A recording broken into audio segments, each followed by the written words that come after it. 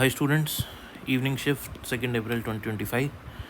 हमको क्वेश्चन में दिया हुआ है कि साइनोसॉइडल वेव है जिसकी वेवलेंथ है इतनी और वो 7.5 सेंटीमीटर ट्रेवल करती है।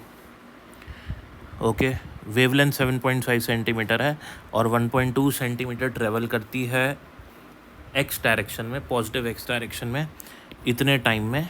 क्रेस्ट जो है उसका x equals to 0 time t equals to 0 पे बनता है। क्रेस्ट क्या होता है? ये क्रेस्ट होता है और ये ट्रो होता है। ट्रो बोल लो, ट्रफ बोल लो, ठीक है ना, दोनों ठीक है, राइट।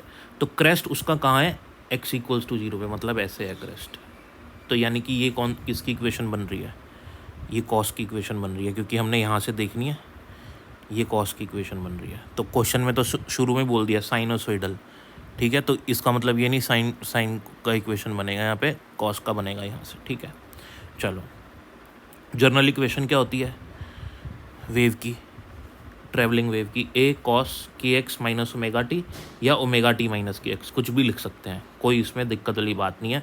एक बात समझ लो, अगर ये के एक्स और ओमेगा टी दोनों सेम साइन के हैं, दोनों पॉजिटिव पॉजिटिव हैं या दोनों नेगेटिव नेगेटिव हैं, तो वेव नेगेटिव डायरेक्शन में चलेगी भाई, नेगेटिव एक्स में। अगर एक्स लिखा है तो एक्स, वाई लिखा है तो वाई, जेड लिखा है तो जेड। समझ में आई बात? और अगर एक पॉजिटिव और एक नेगेटिव है तो वेव पॉजिटिव डायरेक्शन में चलेगी, अदरवाइज नेगेटिव डायरेक्शन में चलेगी।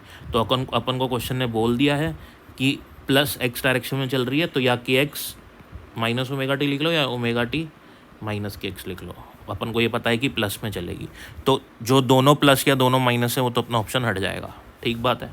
चलो और आगे चलते हैं। अब इसमें क्वेश्चन ने और भी बोला है कि उसका जो मैक्सिमम डिस्प्लेसमेंट है वो 2 सेंटीमीटर है। एक्चुअल में ये मैक्सिमम डिस्प्लेसमेंट ये होता है, यानी कि एम्पलीट्यूड, यानी कि ये 2 सेंटीमीटर है, तो यानी कि हमको ए की वैल्यू मिल गई, ये 2 सेंटीमीटर हो गया अपना, ठीक है।